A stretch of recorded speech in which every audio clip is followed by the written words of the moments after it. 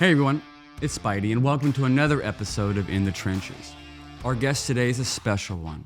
He is a visual effects artist and coordinator, someone who I have known for a great deal of my career and I call a very valued friend.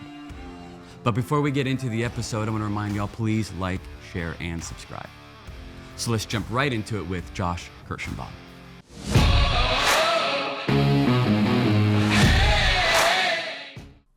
Josh Kirschenbaum, thank you for being here. No problem, man. We almost didn't make the what was it?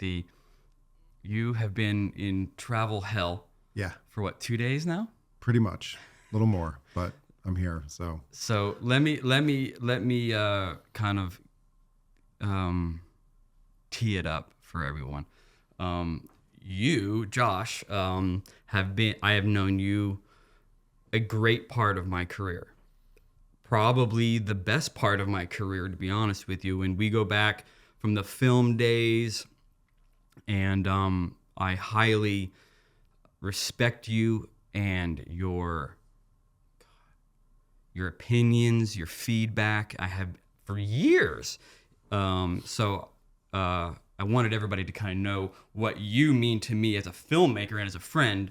To be here, I know that you have a few days on your vacation. 2 of them were swallowed up, and still you're here in the morning. So thank you very, very much. It means the world to me to have you here. No, so, I really want to do this. It's going to be great. I was telling Troy, he goes, well, how many jobs have you and Josh worked on? I was like, all of them? I mean, like a good 3, 4, 5. I don't even know how many years it was exclusive. It was just, oh yeah, at least 5. God, come up with ideas, plan them, going to sets. I remember going to POD. I'm not sure who went with me, but I remember going to POD and late night recon. Now that I think of it, it was my friend Chad, but that was a video we worked a lot on. Mm-hmm. I was just going to say a story because it's kind of funny, but I remember going to the Tech Scout with you. We went to the Tech Scout. And do you remember where POD would be standing overlooking the ledge, right? It was green screen. It was all going to be green screen. And remember the bushes that we didn't like? Oh, yeah. But they were sacred to you couldn't touch the bushes. Oh, yeah. So I went up there that night before the set and ripped all the bushes out. Literally, Chad and I were cutting the bushes and hucking them down. Who did that. So the green screen would be... And then I do remember it was when we did the Tech Scout, it was a really nice, clean, clear night. And we could actually see the city. We were kind of like, I don't know, do we need to do it? And you were just like, no, there's no way we're going to get that exposure. But then when we actually did the shoot, it started to get really windy. And I remember the green screens were like tilted out. And it was just this big, like we kept looking at them going like, oh my God, are those going to blow down the hill? Are they going to blow back into Dodger Stadium? Like it's going to... But yeah, I still drive down parts of the 5 and look up to that and be like, oh yeah, I remember when we went and did that one. That was one of those crazy ones. I still also remember the sun coming up and you chasing, as you probably did on every night shoot, flagging off cars and just, know, it was like daylight by the time we were shooting the last stuff. We're jumping right into it, which is great. But you know what else I remember on that shoot? Film. Mm-hmm. And remember what happened at the very end? I ran out of film, but I had probably the biggest vignette to finish, and it was Probst, right? Chris Probst. I think so, yeah. And we had to manage like 2 full vignettes. In other words, so that's a wide, a medium, a close-up. Let the camera get up to speed. Waste it when you cut. This is film. And I had literally 400 feet of film. And remember, we were like, roll camera, action, cut. To save those pieces. And you also edited that video. Yeah. Which is something that you really didn't do full time. Yeah. Right? You just kind of did it for me. Mm-hmm. Yeah, there were a few we cut together. And I think it was something too where knowing that I was going to do that on that project, because that was one of the early ones I edited with you, knowing I was going to do that and shooting film, it's one of those things that when you're working with film, I think it gives you a completely different perspective on how to tell the story and how to shoot it, because you're right at the beginning, you have this massive limitation. Yeah. And I always thought, and I still think this, is that the limitations are what give you the really good stuff. And that was one of those things that I don't think you have to worry about anymore, is that, the limitation of how much actual medium do we have to record this event. Yeah. And now it's like, look at forever. Fincher. Yeah, exactly. I mean, Fincher's recording, 80 takes? Yeah. Or plus? Thousands of hours, thousands of hours. And you and I both heavily look up to of course. The man, David Fincher. But I look at some of the things where, you've done and we've worked on together where we had, the destination is a 3-minute music video and we had maybe 50 minutes of footage, 45 minutes of footage, yes, maybe less sometimes. Yes. It's like that. And you look at it and you're just like, and one of the things I always enjoyed doing with you is that we'd cut the video. We both were like, we're good. This is it. And then you and I would sit down and watch everything again. Everything. And just every still frame. Do that. Yeah. Every frame, just to make sure. And it was fun to see, like, yeah, we used it all. Yes. And it's a way to know, for me, it's a way to kind of rest assured. I've tried everything. Mm-hmm. I promise you, even with what I'm doing with Jake Owen on the road, with shooting everything on an iPhone, I'm doing the same thing in the edit. It's just how I think I work.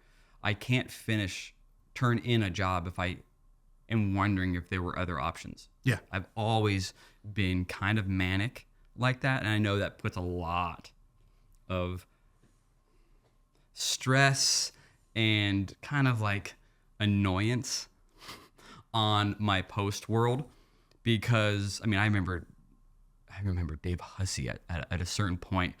It was just programmed. I'd be like, so do you think that matches the shot before it? I always tell him, hit the yes button. Yes. Because I'm always doing it. He was like, well, the way the light is hitting it from this angle, it's going to be a little more lifted. Da, da, da, da. It was just like the same thing he kept saying, but it was me trying to beat it in to get the best out of everyone. Yeah. Mm-hmm. It's really what it was. Yeah. Can you do more, David? Yeah. Can you push it? And I'm starting to realize my oldest son is that way. He pushes everything to the edge, but But I think that's the thing is, and it was really kind of how we met, was that where, I was working at a place, you were working with an editor there, and it was one of the, first times that this is back in the Smith and Bourne days. Yeah, Cake, right? No, it was before that. It was, it was, what was it called? It was an Retina or something like that. It was a San Francisco company that had an LA office. Yeah. And we were working there, and you came in to do the Lilix video, maybe. Oh yeah. And Lilix, Jonathan Selish. Yeah, and I remember seeing you work with the editor, and I don't know if we were going to do the finish yet, because I think you were kind of like, I don't know, but this, it's a new world, and you didn't know if it was going to work or not. And I remember you working with Peter Tarter on that, and seeing how relentless you were about selects and what was being shot and how it was being put together. And I was thinking like, okay, this guy really knows this is the real deal. Like this is not, because I'd seen other directors come in and work in a very different way, where they're just like, let's just get the footage and we get some performance and we get the narrative, and then that's fine, and then you're done. Seeing how you were really telling a story, and you had it all in your head. You may not have had every single shot, but you knew like what you had to get in that story. Yeah. And it was really kind of like, okay, I want to work with this guy. That's cool. Like, I know he's going to be somebody that, like a lot of the people that I've respected, that I've worked with, that bring more out of you that you don't know that you had, because that's where you really excel.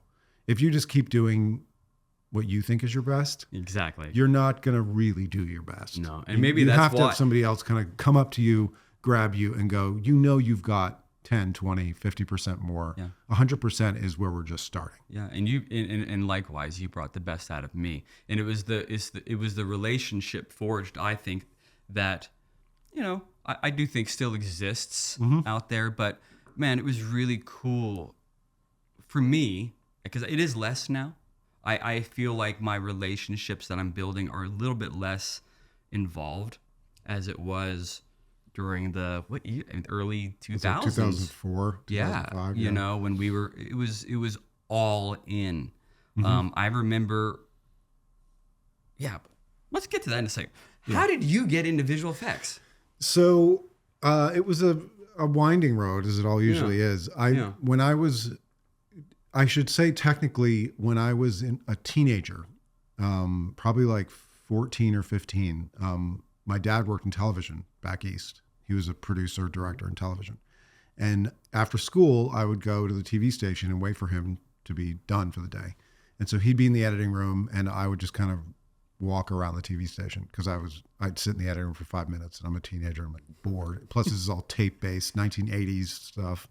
And it's just like, oh, it's taking forever. Shit. Forget it. So I'd walk around and I remember one night I walked into the graphics bay of this TV station in Boston and they had a Quantel paint box, which is like hardware Photoshop.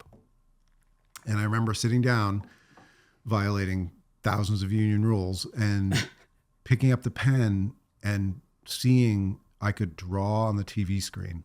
Like I could put the pen down and stuff was happening on the screen. I could cut things out and like change stuff.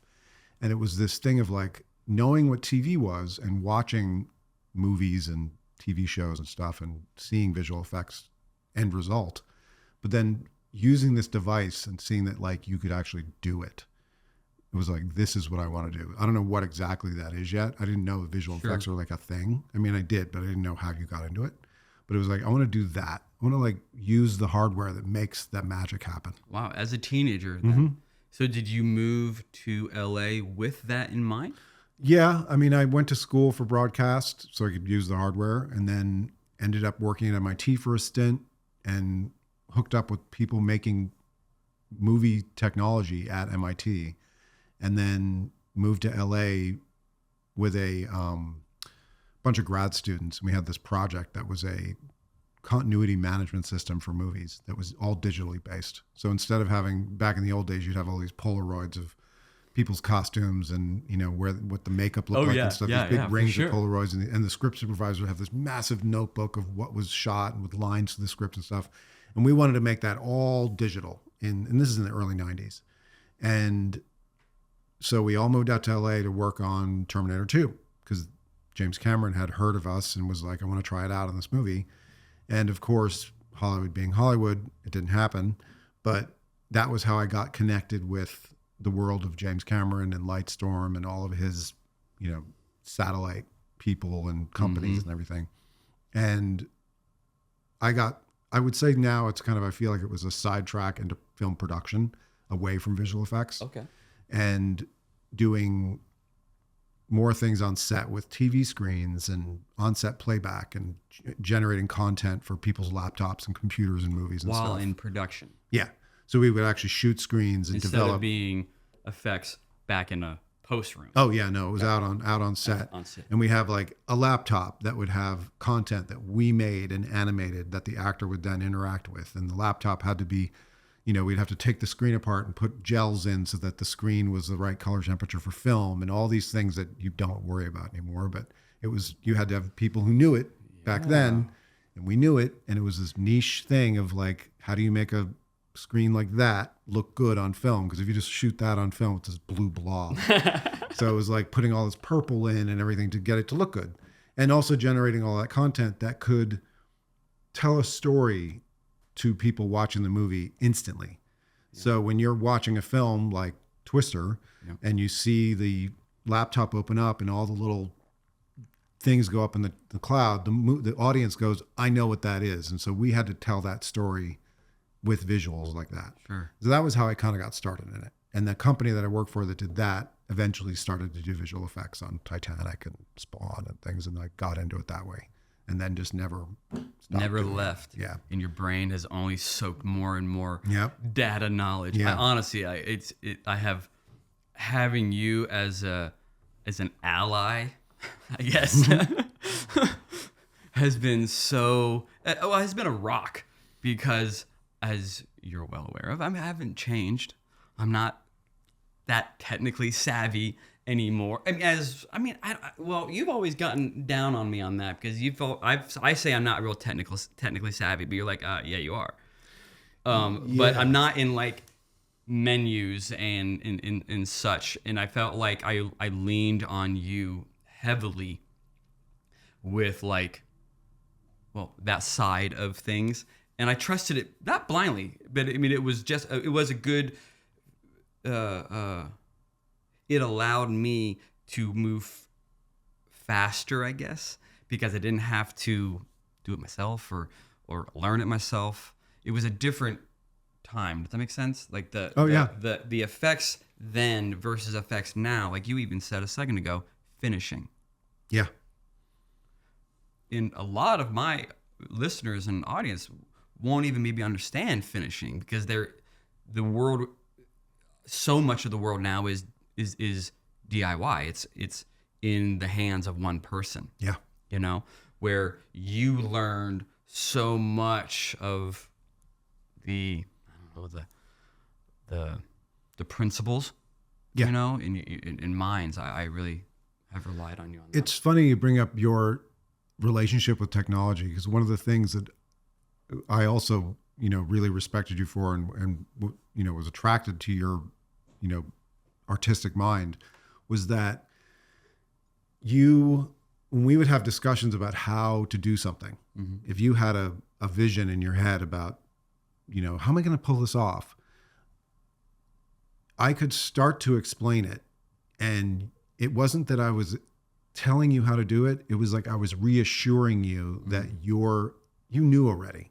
There were so many times when you'd be like, yeah, I figured that's how we do it. And I think you, like you said before, you find people to work with that aren't going to necessarily kind of hold your hand through something. Yeah. They're going to be there as a backup so that like this is the right way. And you're not just like by yourself on set going like, do I have to do everything? Yeah, exactly. You can have somebody who's like, I know I can trust you to do this. I know what you're doing. You're not going to, it isn't a black box of technique. You know how light works, you know how lenses work, Sure. you know, all of that foundational stuff. So to me, I look at it as like, you may not think of yourself as being like into the menus and all kind of stuff like that, but you know it. You have an innate sense of the technology of storytelling. Oh, sure. Sure. And you know it looks good and you know how to get to that point. I think a lot of creatives have a very strange relationship with technology. I'd run into this a lot where they kind of fear it a little bit. And instead of working with that, they kind of think they need to just put it aside, and they end up just lucking into the good stuff. They don't seek it. They don't actively try to discover it. They just like, well, I'm just going to start going, and I know I'm going to run into that cool shot, and I'll just know when I see it and not know how to get to it. Sure. And you look at a lot of their dailies, and sure, there's beautiful stuff, but there's also a lot of like the tries. Sure. And I remember, as we said before, in your 40 or 50 minutes of footage sometimes, there was never any like, what are we doing shots? It was like, this is for this. I'm glad you said that. That's very, because that's something I couldn't have wrote down to ask. But that's a very cool topic of, I pride myself on having dailies that are, well, all useful. Because early on, for sure, I was like searching for usable shit, right? You're like, what is not working? Yeah. And then I remember being in a Beaulion, or I think it was a Beaulion session, and seeing Paul Hunter. And it was his dailies for, I forget what video it was, but like everything was like, pause. It's a photograph. Yeah. Pause. Photograph. Pause. I'm like, that's what I want to do. Yeah. My dailies need to be more useful. I need to have more focus. I need to slow down on set, be more planned, and be more intentional. So I'm glad you said that. And that's how I am even in digital. Yeah. There's not a lot of waste or let's find it.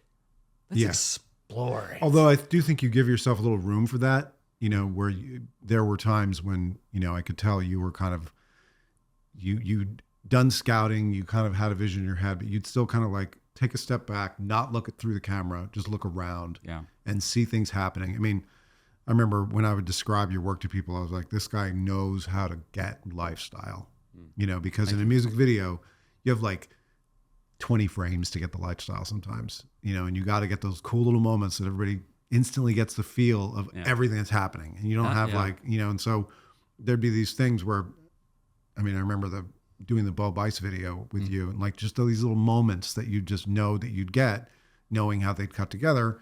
You built this world really quickly. And we were shooting downtown LA with all kinds of restrictions. So you didn't have any time to like sit there and go like, well, let's go look around for stuff. You just kind of like take 10 seconds, look around and go like that. Quick decision making. You bring up the Bo Bice, the real thing. It was the video, right? It was his first video after American Idol. And when Maz Makani shot that video. I love Maz.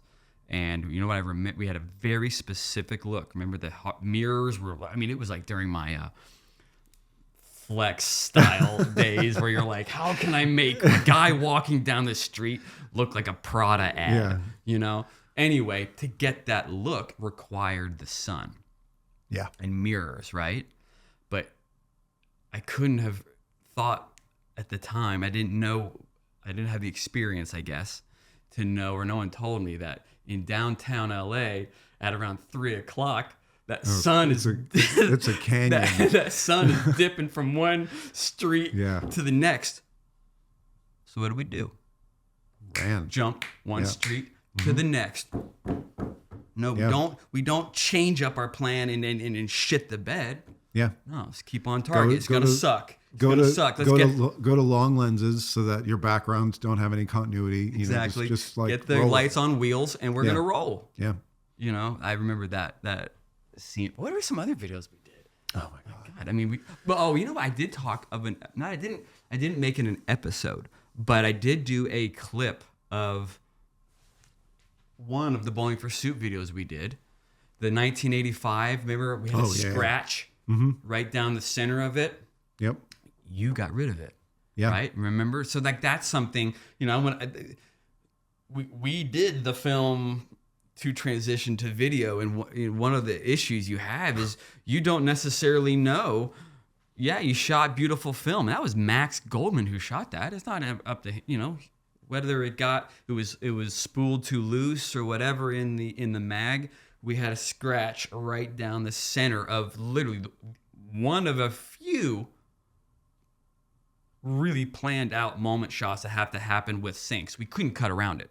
Oh yeah, you had to use it. That was the shot. It was a close up. It had like glasses and whatever it was. You got rid of every bit of it, I think. Well, I remember we would also do something you never have to worry about now, which is dust busting. If you say that to somebody now, they're like, "What is that?" And you're like, film is imperfect. And so no matter how careful you are on set, there's always going to be little speckles in there and stuff. And just blue, frame white at a time through the video, and what would I do? I got to move the mic, but we don't do it anymore. Nope. But I would be like, I'd sit back, saw something. I wouldn't look at any one thing. It would just be a glaze over the screen and be there. You're like, no, it's not there. I'm like, it's there. But God, son of a. Yeah. Well, it's funny. That brings another thing up where something that you and I have only worked, you're the only person I've worked with like this, where when we would cut videos together, do finishing sessions, even in some color sessions, normally, I'm working at a system like this and my monitor's here and there's another monitor here and all my clients are behind me, like 5 feet away, and they're just like fading off into the darkness most of the time, where I can easily like tune them out. And you were right here. I might as well blow sweet nothings in your ear. I'm right there. We were like right. And like, there were times too, where it's like, we'd be looking at stuff, and this is, pre HD too. So this is standard def, everything. The monitor's here. And it was literally like two people who've created stuff and then the screen. And I remember thinking like, this is as close attention as this product is going to get. No one's ever going to pay attention to it like this. The band isn't, the music label, the commissioner, nobody, and I was thinking like, we'll know like nothing is going to get biased because like you said, you're in the zone, you're looking at it, but we're like, right there. It was amazing. It was the whole world, it could have been IMAX, yes. Cause you're just like, that's all it was. It was like the two people who are caring about this thing right now and the thing itself. And many times we would be making changes even after it was done and to get it right. But when it was done, it was done. I remember, how about this one? Breaking Benjamin, Diary of Jane. Oh, yeah. That was, I don't particularly like the colored version that's on YouTube. Oh, that redone. Yeah, we redid it. Mm-hmm. On my dime, I didn't like it. And it was the next day. And I do remember Hussey coloring my version. And the colorist who colored the other one, good friend of mine, was a little upset at it, but all that to say is just I wasn't satisfied until it was eradicated from my beast. And it wasn't, even though we had colored. And by the way, how much did we spend coloring the first one? Probably $8,000, Oh, yeah. Then you have to call up I know I became a little bit known for doing some oddball things like that, but it was just maybe it is OCD, I don't know, but it just was. If it wasn't right, I wasn't willing to just stop at it. And I understand deadlines, and I understand how film was. We had to wait a week to get in, and then all this other stuff. So yeah, it had to live how it had to live. But I had to make it right for me. Yeah, but that's the thing, is you're an artist, and what artist is going to allow their art to not be at least what they envisioned it to be, and what it should be is more than that. Yeah. And you can't just give up on it, No, and just say it's done. It's the best it can be. Cool. I've worked on so many projects now where I, am on set with directors as a visual effects supervisor, and we have this, if a 2-day shoot feels like a week because so much happens, and you really, you may on day one, like, hey, I've never met you before. What did you turn? And then at the end of the thing, you're like, it's a camp. You're like best buddies at the end. Mm-hmm. And the weirdest thing is how I feel like now after that we shoot, I never see them again. And this is for commercials a lot. I, mostly work in commercials now, but it's strange because I think of it as like, oh, right, this isn't their thing like I'm used to with music videos where it's really the director's it's project. Personal. The commercials are the agency's thing. And I do work with them closely, of course. After that. Absolutely. But it is still a little strange to me to see these directors walk away from their project that on the day they are 150% in and really solving problems and making it look great. But then they're done, and then they wrap, and then they're on to the next one. Yeah, you say that. Maybe secretly that's one of the reasons why I never popped off in commercials. Maybe I secretly ran from it in a way, because it's like I can't, because the commercials I have done, it is hard for me. Yeah. And I know full well that is why I did not pursue DPing. Right. Full well, I can tell you right now, boom. It's because when I was shooting things for folks and everything, and I'd be like passionately into it, and then you would get it back finalized or whatever, and it was like, what'd you do? What did you do? The color, the edit? You didn't use any of the moments? You chopped into it? Like, dude, it's not and I just couldn't. It was just constricting me. So I said, well, go to the top. Well, it's why I think I'm not surprised at all that you've, become this, your photographic side of you has become so strong, because it is much more of you're really doing all of it. You are in control of so much more.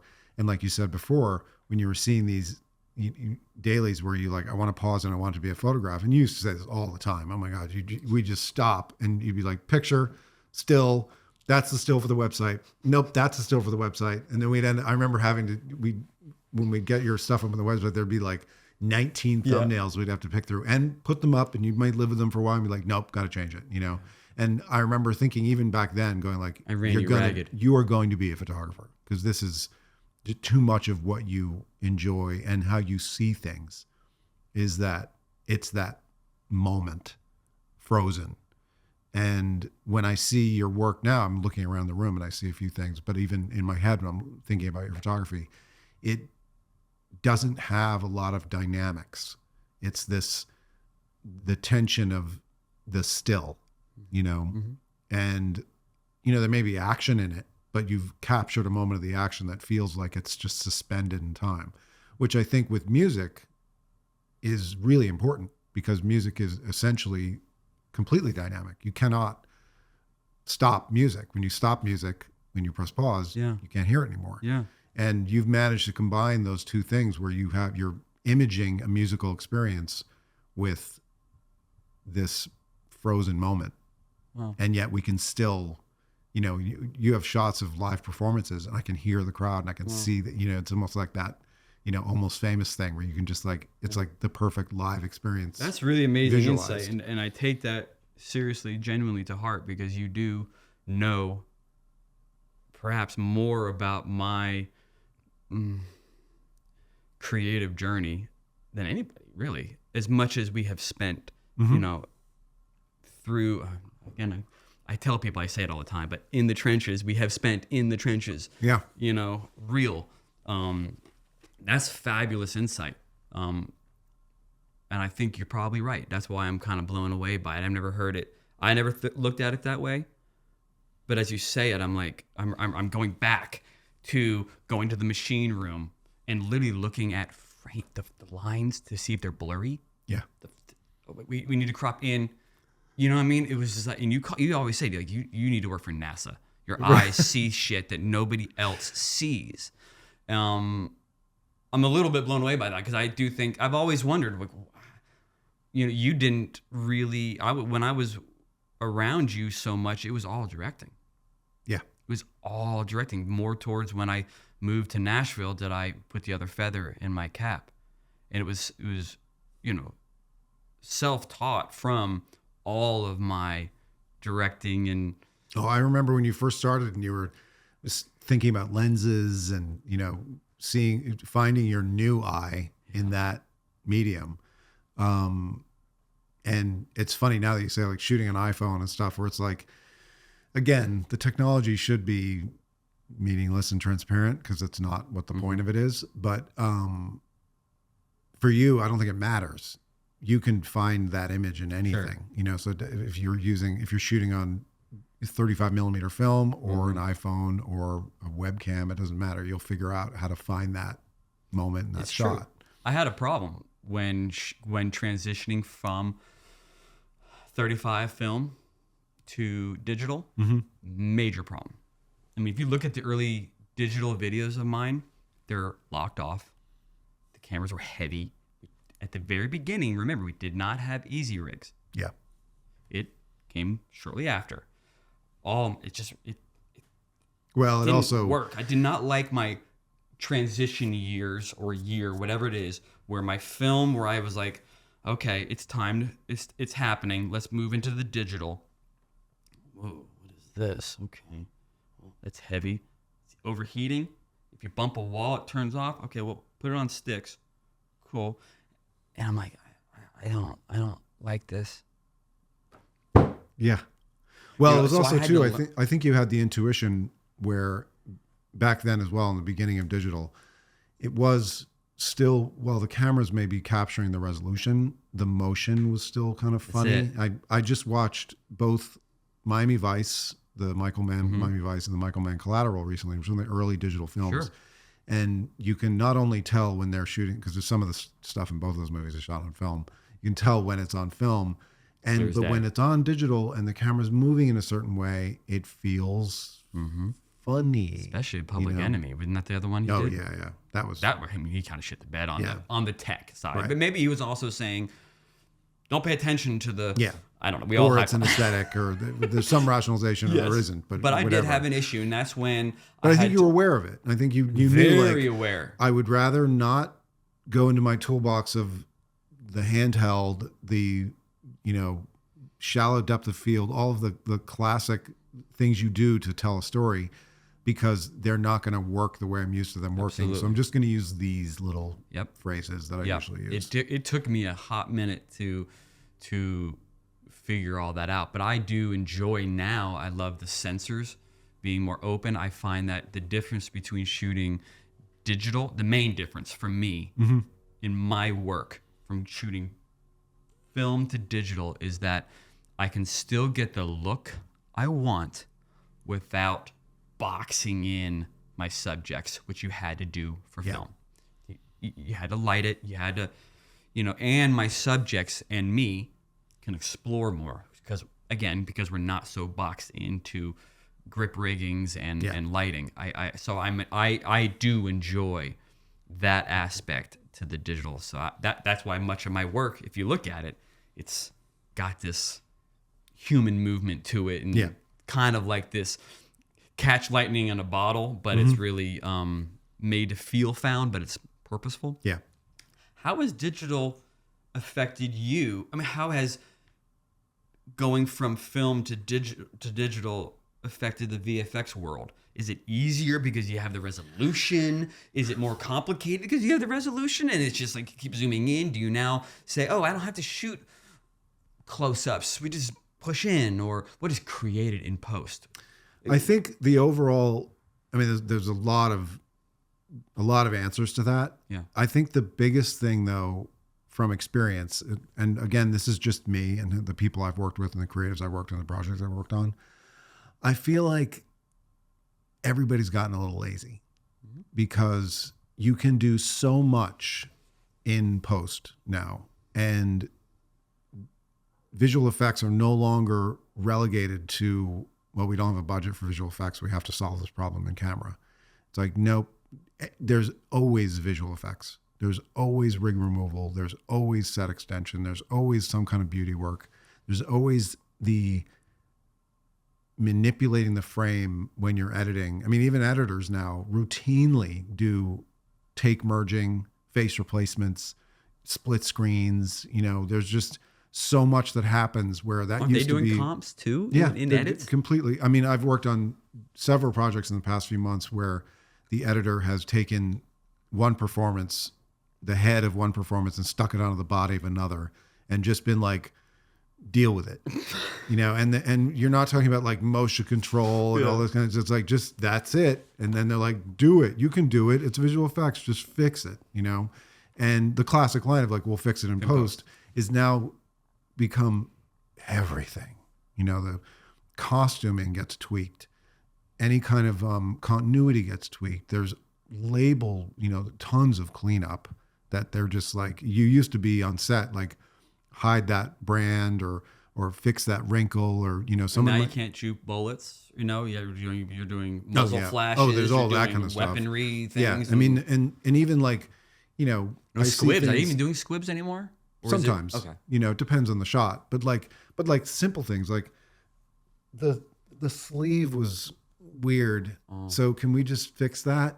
And you think like, just look on set when you were there and the costume person is making their, they're there doing what we were just talking about. Everybody's got to do 150% of their art. The costume person should be doing that too. And you're not letting them because you're just thinking, we'll just do it in post. And now, so you're doing all those kinds of things. And I look at it like, sure, it's work for me, but it's just if you're not paying attention to that, what else are you not paying attention to as a creative person? Sure. But yeah, I think that's kind of the biggest thing is that I feel like I'm doing more visual effects than I used to on things because you just can. Whereas in film, you were a bit more baked in because you were limited to what you can pull out of the film, right? Exactly. Resolution-wise. If you were shooting a green screen on film, you had to know what you're doing. You had to light it a certain way. It had to be exposed in a very precise way because if you couldn't adjust it too much after the fact because the film was only capturing so much of it. Yeah. Now, I've gotten green screen stuff that I'm like, that's the, I'm not on set for some reason and I get the green screen. It's like just a green cloth kind of like draped over something with wrinkles in it. And there's, you're just like, might have been easier if I just didn't have anything at all. And that's another thing too, is because of the tools becoming so much more and more advanced, a lot of the classic visual effects stuff is really truly becoming all in post. I've worked on projects where I was like, we actually don't need to shoot a green screen for this situation. We can cut the person out using software. or performance capture. You see the old footage of, them shooting Avatar with all the suits and the dots, and they have the masks on with the cameras and the dots all over their face and everything. We're getting to a point where you don't need that. You can just take footage and software can recover all the motion from it. And so, which is cool. Yeah. Because hopefully people will be able to tell these amazing stories where they don't need all of that. Or get lazier. Or they're going to get lazier. Or maybe we'll see stuff that we've never seen before because of, the software becoming much more of a player and another creative entity that wasn't accessible before. I look at all of these, I used to read Cinefex all the time, Sure. which is the old visual effects magazine. But, it'd be an issue about some movie, and you'd see like how they did everything in the movie. And you realize that not too long ago, these big visual effects companies had to have scientists on staff writing software to accomplish solutions that no one had run into yet, or problems that no one had run into yet. I mean, you think about like crowd simulation and fluid dynamics and simulating water and simulating smoke and fire. All of that stuff came out of university PhDs in math and all this thing. Yeah. Now they've cracked it, and it's just a plug-in. Yes, I remember many jobs we would do it where it would, from one job to the next or whatever, you'd be like, oh, we don't have to worry about that now. Yeah. We have this, and you would do it. And that was cool because, you were always on top of, you were always seasoned in what the latest You have stuff. to be. Yeah. I mean, it changes so quickly. And like you said, just as you were relied on me as an ally and a knowledge base for what you need to know, that is always the case. Yeah. And now I have to stay up to speed on all of this stuff because someone's going to come to me like, well, we can solve this problem, right? How are we going to do that? And they shouldn't be spending their time reading about what's coming out at SIGGRAPH in 2 months Sure. and all this stuff. It's like they got to work on their creative end of it. And to me, that's part of my creativity is Absolutely. seeing all these tools and seeing like, how can I bring these together and solve a problem that I haven't run into yet? And you're running into all kinds of new technology issues because generally a lot of the times you're working on something that is top secret and it isn't out yet. And so you're and it might be technology that you're actually shooting something that might be replacing technology you're using, which is always really interesting. Wow. That's heavy. Yeah. I mean, like I remember working on spots that are talking about a camera that could maybe outperform the camera you're shooting the commercial with. And so it's this weird thing of like, how do you make this work and how do you not, but that's the way of the world. Do you have any crazy stories of who shot? Did you work with Cronin with? No, I not firsthand. No. On that stuff. Any fun James Cameron story? I mean, he's a brilliant mind, but he's a maniac, but a great maniac. Yeah, but in the same way. Yeah, it's a Fincher thing. Same. I mean, you're intense. And the intensity comes from somebody who knows about every aspect of filmmaking. And again, that's someone, James Cameron is somebody who you can't get anything by them because, absolutely, they know it all. Mm-hmm. And, here's a great story about Cameron which kind of distills all of that. Okay. On Terminator 2, there's a scene when Cyberdyne explodes, the big building at the end, and that classic shot of Arnold in the window shooting the minigun and all the cop cars, and the whole building's on fire. And there's this great wide shot where you see the building in flames, cop cars in flames, him in the window with all the spotlights on him. There's a police helicopter, a practical police helicopter in the frame. Plus you realize that you're in a helicopter shooting all of this. And there's all this debris in the air. And they're shooting that. And all of a sudden, Jim gets on the radio and he's like, cut. Okay, ground everything. Helicopters go down to the ground. He jumps out of the helicopter, runs over to the guy on one of the fans who's putting all the debris in the air. And he goes, stop. You're taking all this like paper and stuff and you're taking in big chunks and you're throwing it in front of the fan. And we're seeing these huge gusts of debris happening. They're blocking stuff. Just take smaller bits a little less and then do that. And he's like, and he shows him and you see how it works. And he goes, you got it? Great. Let's go. And it's like having that eye where I think a lot of the times people are just seeing all of the big stuff. Are the explosions going on? Is the helicopter in the right place? He's seeing this one little piece that I don't think the audience would really notice, but it's one of those things that just makes it way more real. And you see that shot and you're like, oh my God, it looks amazing because it has all this depth, because there's all this stuff in the air. And that's the kind of thing where I remember seeing that going like, okay, this is somebody who really knows how to make a movie. You're like, oh, there's levels to this. Yeah, okay. there's a lot of levels to this. And it's funny because I see him doing these Avatar projects now, and I feel like he's not getting to stretch. Maybe he's doing it a different way because I'm not working on those projects, but I see it as like, I don't think that's really using all of his skill set.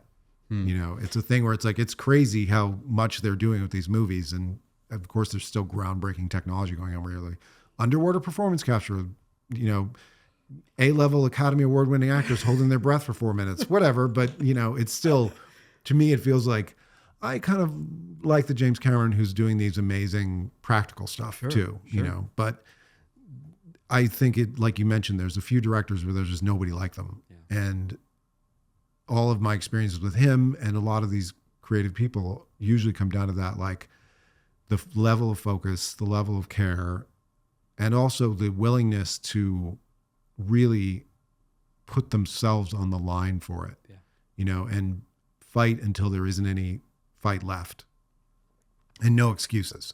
You know, there's no like, yeah, but we can't do that. Well, until you give me the huge list as to why, my intuition is telling me you can, and what you're really saying is you don't want to for some reason. So let's explore that. And then usually the person gets pulled out of their, you know, resistance. And it's amazing. It's funny you say that because I have, you probably knew this way back when, but I have always been obsessed with the four corners, right? So when I'm shooting, I have a process where all I'm doing is this. My eyes are looking at corners, very similar to James with he's looking at how is the fans, how is the debris looking, how are the lights look, any highlights on tops of cars, any reflections, any water bottles, okay, how's the actor, how's this, and we're good to go. Okay, we're moving. And I do all that while in rolling camera. Yeah. If something is off, like the debris, cut. That's I related so much to what you just said because I go from a detail. I go in, work on my way around, and then I have an actor in there. Okay, that's right. His eyes open. I mean, that's literally the last thing I see. I'm looking at that last. Yeah. So I enjoyed hearing that about James. I think I know Fincher's that way. Yeah, and I think you also know like the performance is what everybody's going to see, and it's the broad strokes. Yep. There's precision in it too, but I look at it as like that's the easy part. And it's also something I'm going to get on take 2, 3, and 4. I need to work that out first. Yeah. The environment has to get fleshed out, and then let me work on you here. Now that I've got the 12 people that it takes to get that right, now I can have alone time with you. That's kind of how my process works.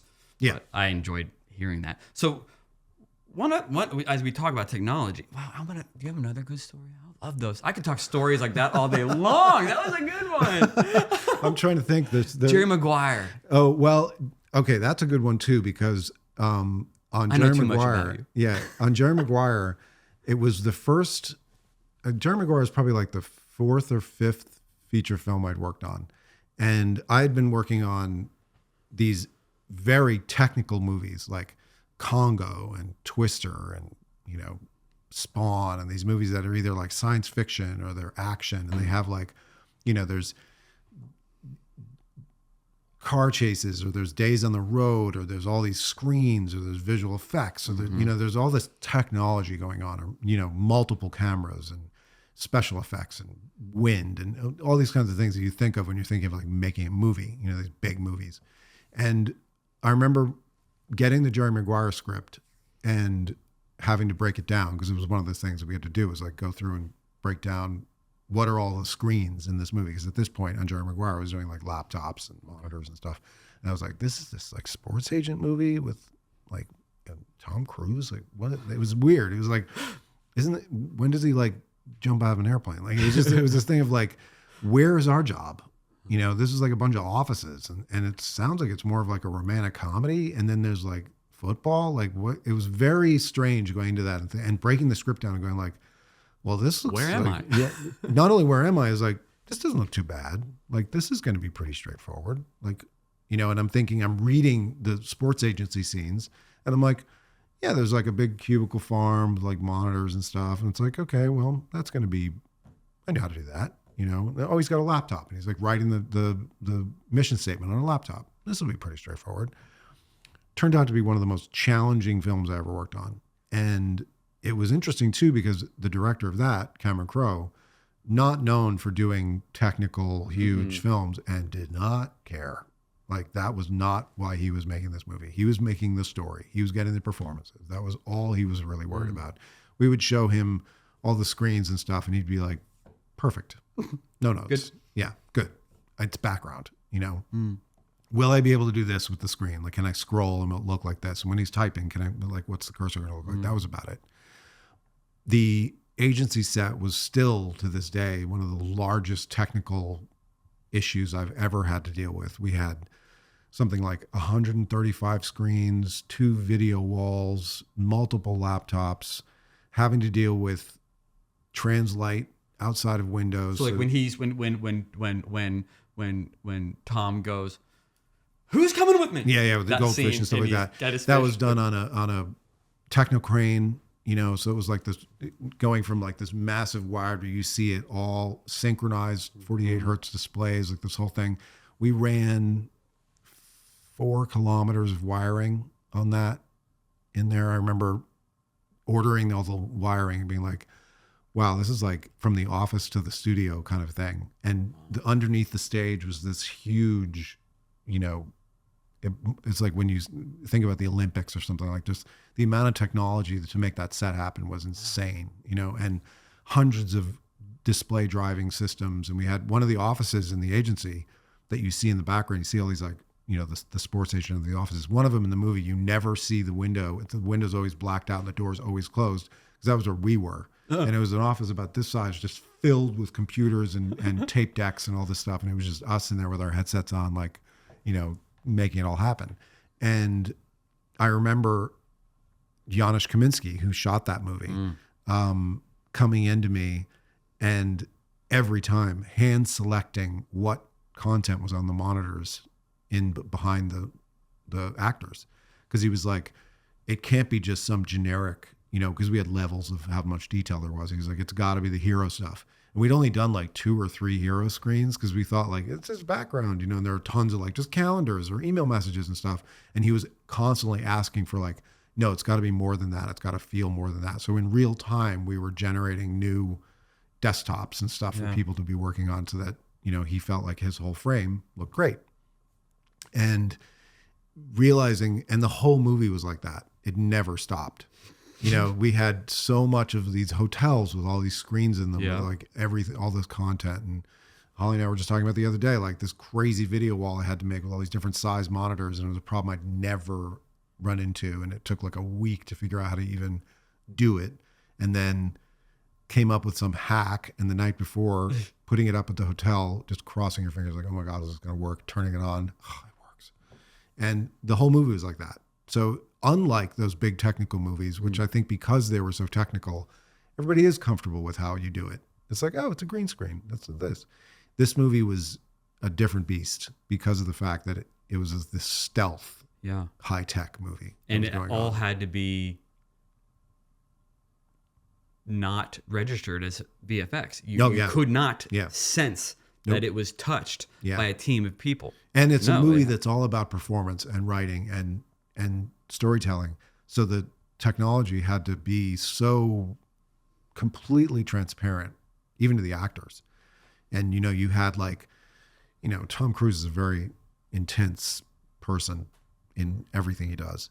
And we would have these, you know, laptops that were a little on the fragile side because they're all, you know, like I was saying before, there's colored gels in them and stuff. And he would just grab it, put it down, open it up, start banging on the keyboard, typing the thing. And performance-wise. Performance-wise, because that was what his character was doing. Yeah. And he's in the mode. and the screen would shut off, or You're the, like, "Ugh." yeah. And many times he would kind of like be like, this needs to be much more robust, and having to solve those problems with Tom Cruise standing there. See, you you've know? been around. So You've it's- been in the hot seat. Yeah. At a high level since the beginning. Yeah. And it's funny. There were times at the beginning where it really felt like the hot seat, and like you were like, ching, all the spotlights on you and stuff. But then you realize, you got to just do your thing, and you have to do the best you're going to do, and you can't stress, because then you forget something, and then you make mistakes, and then, it's like a military operation. You have to prepare for all the things you can think of so that you're completely ready to deal with the stuff you didn't think of. Yeah. And I always thought of it like that. Like, this is just going to be terrible, and something's going to go wrong. I don't know what it is, but you just have to practice, and just know as much as you can about everything happening, so that when it does go wrong, as it inevitably does, you can roll with it as good as possible. Because there's going to be people with you who are like, they've been doing it a lot longer than you have, and they've seen a lot more of these issues come up, and they're like, hey, I had to roll with it too. So Now, have you noticed a change with the with the dreaded AI? I mean, because I've heard you say twice, and I know this about you, even though you are a VFX mastermind in your brain, you have always preferred analog, effects, or just blending the world with analog to make it feel more in that space. How scary is this AI thing? I mean, it's weird. If anybody's going to know. Yeah, it's weird. I mean, I'll know as much as I know, but it's funny. I look at it, at the end, it's just another tool.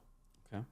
And while there are parts of it that I think are going to replace big chunks of this creative endeavor, whatever it is, it's still not quite what I think everybody thinks it's going to be. I look at it like when cameras started to become very high resolution and everyone could have them, and DV came out, and it was like, oh my God, you can get a camera, you just plug it into your laptop, you can shoot stuff, and you're going to be editing in 10 minutes, and you can just do it. You would think that all these big directors would be out of a job. Mm-hmm. And it's like, no, because they get to use those tools too.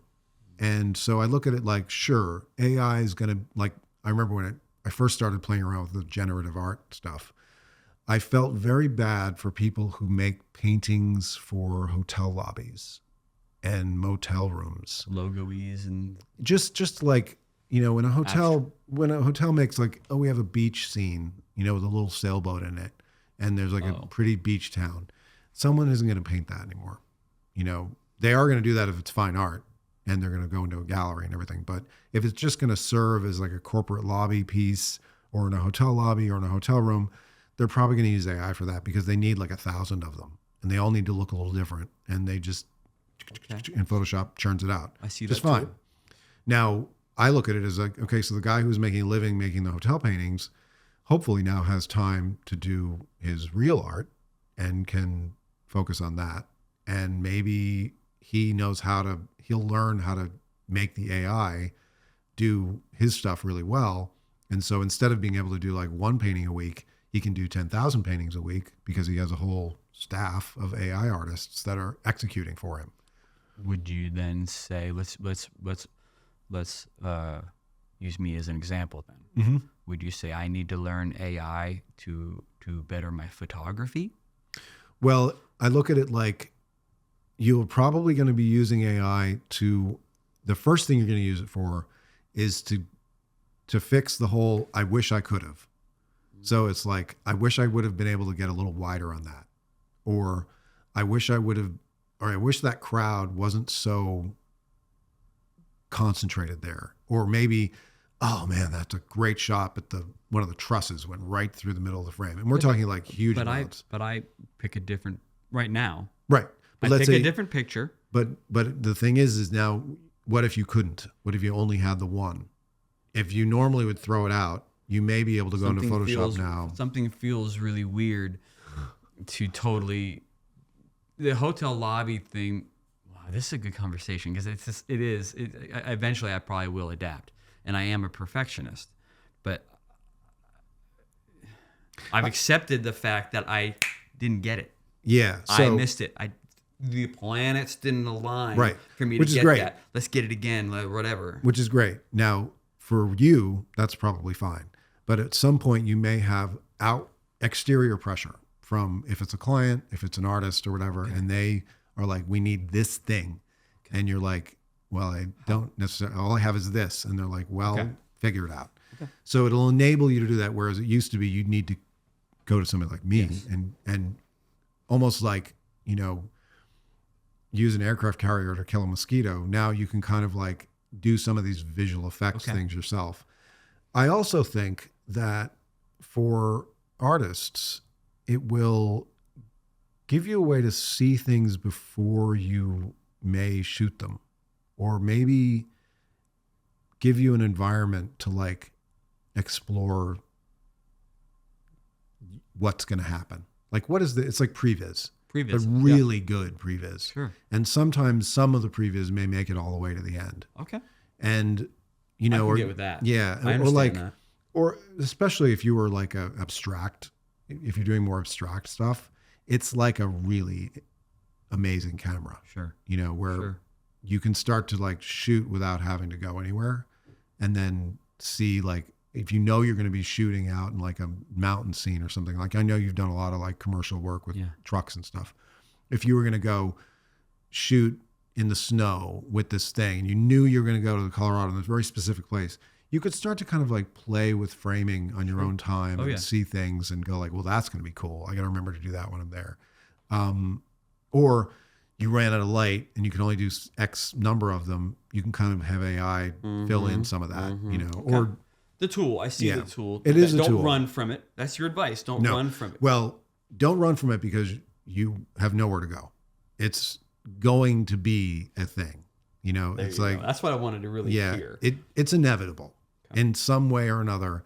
You're going, I mean, I've already started to, it's funny. We have discussions at, my current job. How are we going to use AI? And we're like, we already are. Like, it's like, we can't help. I've had conversations with agencies and they show me stuff and they're like, we're going to shoot this. I'm like, oh, I thought that was shot already. And I was like, no, we just use AI to do our storyboards.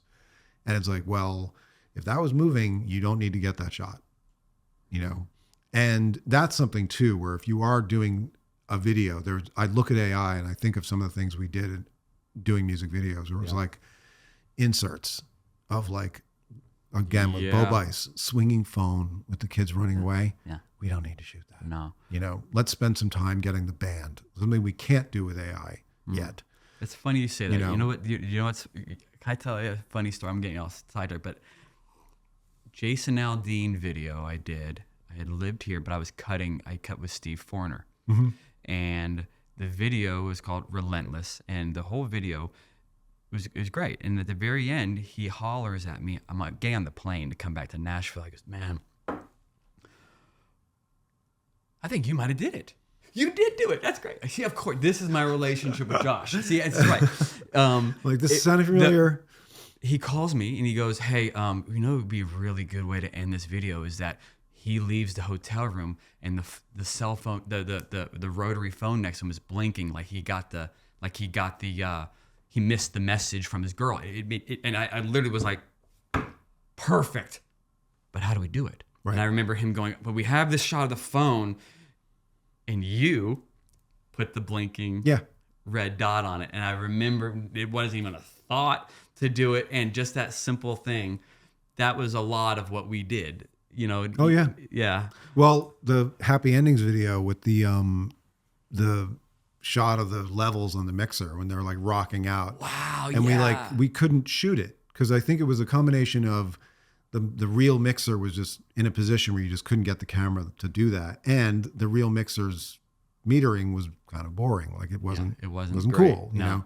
And so I was like, let's just do it in Photoshop, and then match the depth of field and everything. Yeah. So it's things like that where you've already been doing it. This is just an easier way and a faster way to do the same thing. Yeah. So I think in the end, I see things that are incredible with AI now. I mean, day by day, it gets better. Literally, day by day, I see something yesterday was like, that's pretty good. And I see something today and I'm like, wow, that's a lot better, you know, and it's, Shit. and it's, you see it, but it's still not quite there. And I think it's going to follow the same thing that kind of everything does, where it's really easy to do the first 90%.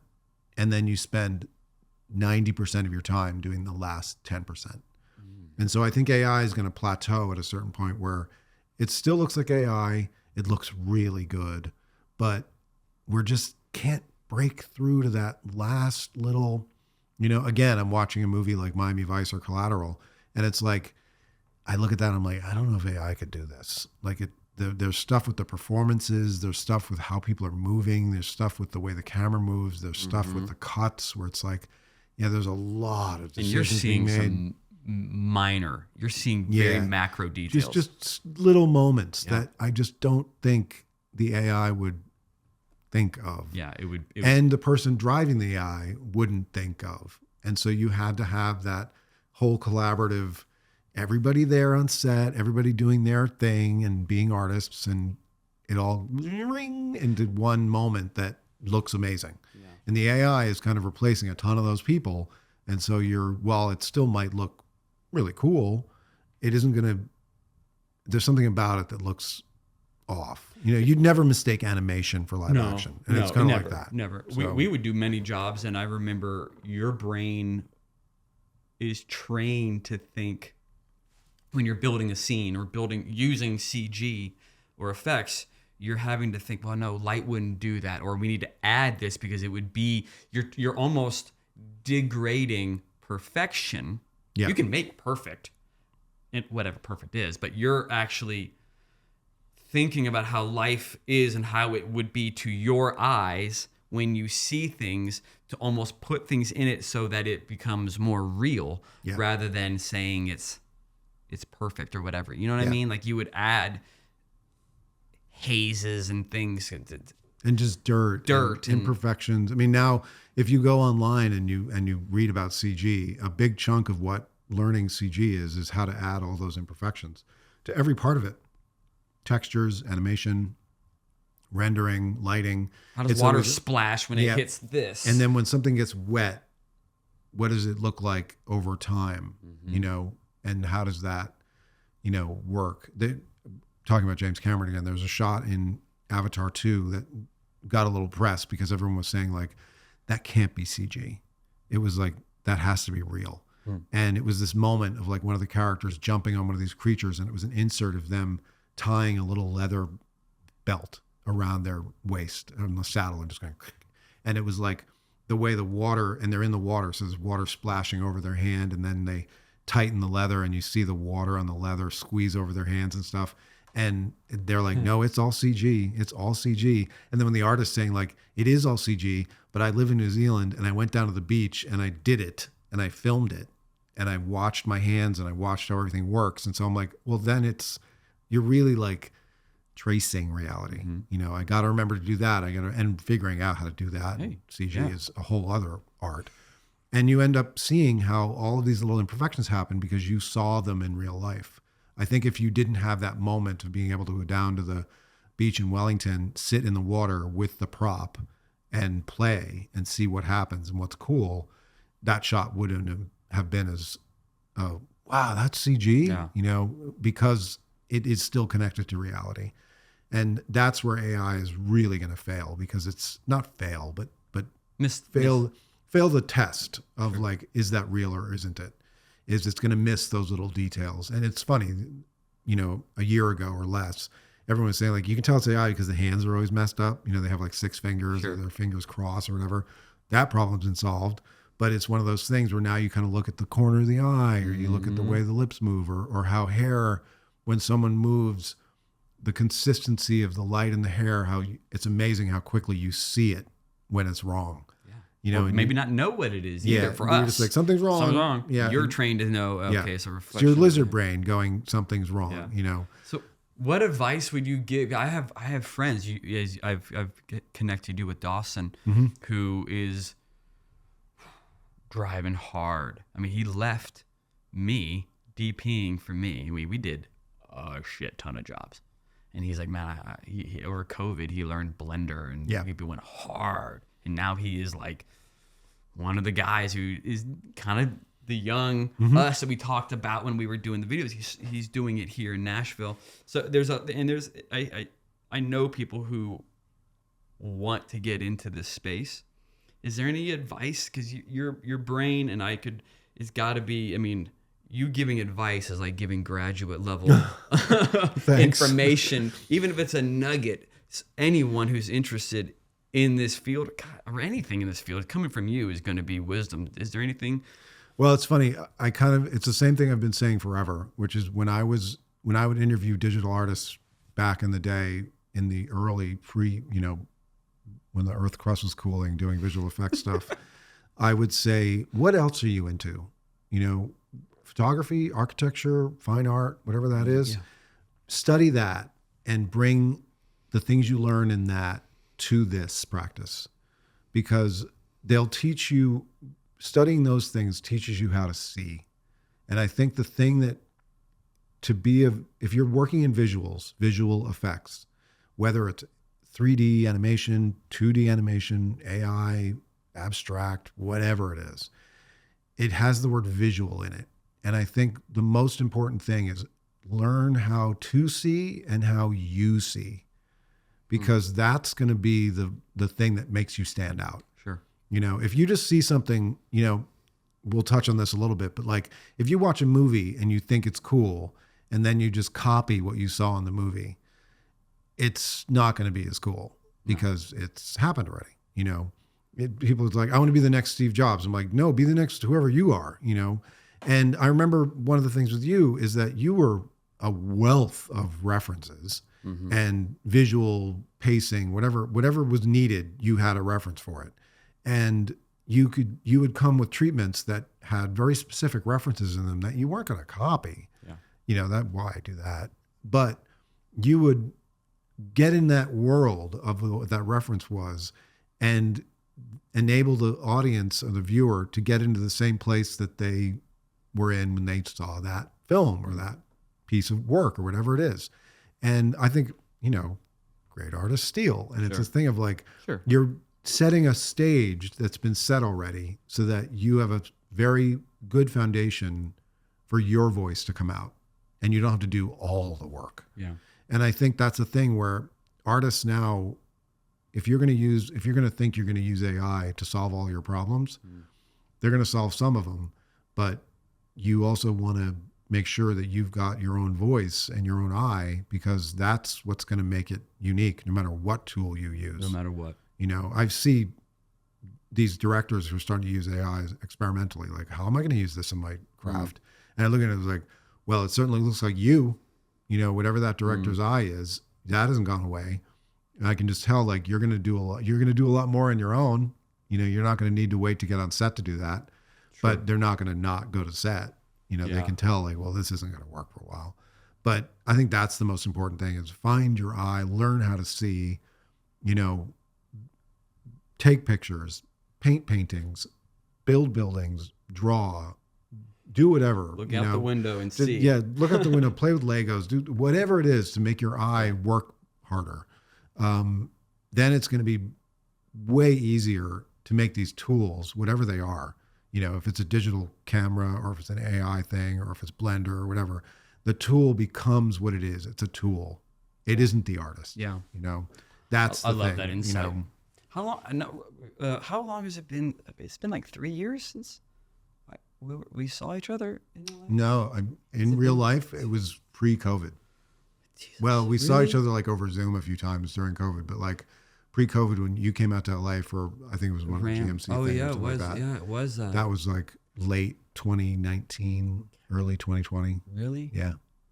So I remember the last trip, for the listeners that want to know the type of guests that we have on, is that the last trip that I did to LA, I was there for like 14 days with agency, staying with agency in the hotels. And of course you have an agency dinner once or twice, but of the 14 days, you and I got 12 dinners. Yeah. And we hung out and Yeah. we A lot of sushi. A lot of great. We were just two foodies having a good time, and that's I'll never. I mean, we would be talking mid-set. How are you feeling? Like some ramen? Or Yeah. I got a ramen joint, you know. But you know, and I know you're here with your lovely lady here, so I want to get you onto your vacation. Oh, I'm glad I could do this. It's always This fun. has been a highlight for me, honestly. Like we've spent so much time in the trenches, and then you're a groomsman at my wedding. You know, it's for me to have you on the podcast was everything. Oh, Thank cool. you. I'm really glad. It was fun. Thank you very much. Yeah, it was great.